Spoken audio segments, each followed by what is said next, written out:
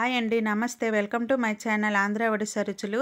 ఈరోజు మన ఛానల్లో తాడై స్వీట్ చూపిస్తున్నానండి. ఇది ఒరిస్సాలో ఫేమస్ అండి. చాలా అంటే చాలా టేస్ట్గా ఉంటుంది. ఇది చెన్నాతో తయారు చేస్తున్నాను. కొంతమంది మైదాతో కూడా చేస్తారు. చెన్నాతో చేస్తే చాలా టేస్ట్గా ఉంటుందండి. ఎలా తయారు చేయాలి ఇప్పుడు చూద్దాంనండి. 1 లీటర్ పాలని నేను మరగబెట్టుకున్నానండి. ఇప్పుడు ఇందులో ఒక 2 స్పూన్లు వెనిగర్ వేసుకుంటే పాలు అనేవి విరిగిపోతాయండి. చెన్నా తయారైపోతుంది. దీని ప్లేస్లో మీరు నిమ్మరసం కూడా వేసుకోవచ్చు. చూసారు కదా, పాలను ఇలా మనం రెడీ చేసుకోవాలి. చెన్నా అవుతుంది. ఇప్పుడు మనం ఒక క్లాత్లో వడగబెట్టుకుంటే ఈ వాటర్ అంతా సపరేట్ అయిపోతుందండి.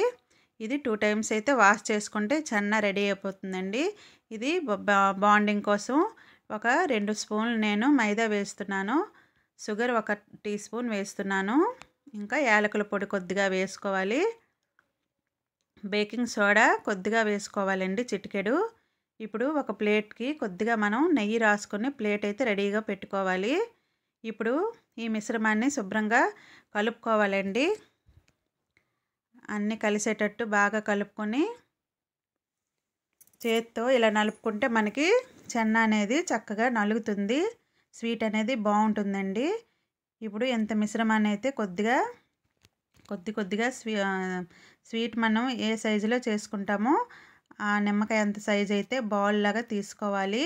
తీసుకొని కొద్దిగా ఇలా స్ప్రెడ్ చేసుకోవాలండి. చూసారు కదా, నేను చూపించే విధంగా ఇలా చేసి మధ్యలో చిన్న హోల్ లాగా పెట్టుకోవాలండి. నాకైతే 500 సబ్స్క్రైబర్స్ అయితే వచ్చారండి. అందుకే నేనైతే స్వీట్ చేస్తున్నానండి. Thank you for my all subscribers అండి. చూసారు కదా, ఇలా అన్నీ రెడీ అయిపోయాయండి. ఇప్పుడు మనం షుగర్ సిరప్ చేసుకుందామండి. 1 కప్పు షుగర్ వేసుకోవాలి. ఇందులో 1 కప్పు వాటర్ వేసుకొని షుగర్ని మనం కరగనించాలి.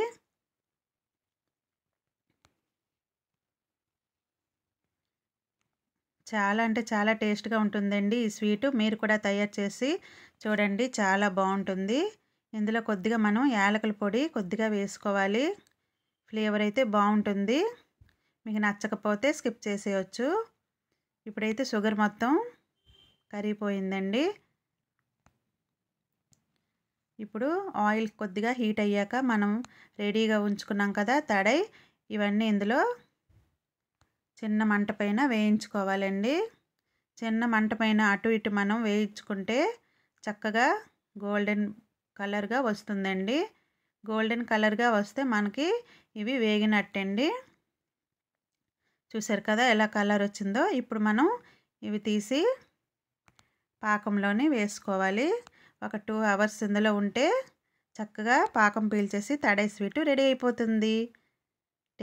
టేస్టీ తాడై sweet ready. Thank you for watching.